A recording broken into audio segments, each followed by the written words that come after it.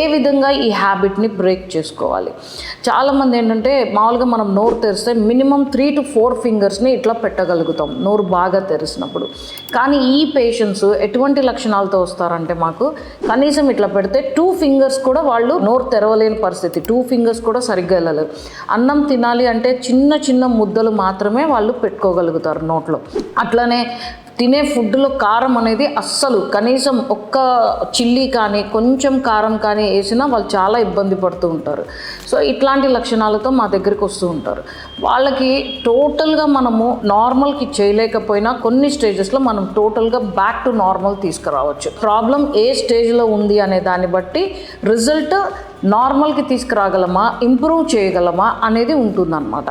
వాళ్ళు మా దగ్గరికి వచ్చినప్పుడు మేము కొన్ని ఆయింట్మెంట్స్, కొన్ని ట్యాబ్లెట్స్, అట్లానే కొన్ని ఇంజెక్షన్స్ ద్వారా వాళ్ళకి ఆ మజిల్ ఫైబర్స్ని కొంచెం నార్మల్ స్టేజెస్కి తీసుకురావడం జరుగుతుంది. చేసినప్పుడు కనీసం వాళ్ళు కొంచెం చిల్లీ తగిలిన తినగలుగుతారు. అట్లానే నోరు తెరవగలగడం జస్ట్ 2 ఫింగర్స్ నుంచి 3 ఫింగర్స్కి కొంచెం నోరు ఎక్కువ తెరవగలగడం లాంటివి ఇంప్రూవ్మెంట్స్ మనకి కనిపిస్తూ ఉంటాయి. బట్ కంపల్సరీ వాళ్ళ ఆ హ్యాబిట్ అనేది బ్రేక్ చేసుకోవాలి. కానీ కొందరు ఏం చేస్తుంటారంటే అదే కంటిన్యూ చేస్తూ ఉంటారు. చేస్తున్నప్పుడు తొందరగా క్యాన్సర్కి మారిపోయే అవకాశం ఎక్కువ ఉంటుంది. సో ఈ హ్యాబిట్ అనేది ఎవరైనా ఇంకా అలవాట్లో ఉండుంటే కంపల్సరీగా బ్రేక్ చేయవలసిందిగా కోరుకుంటున్నాము.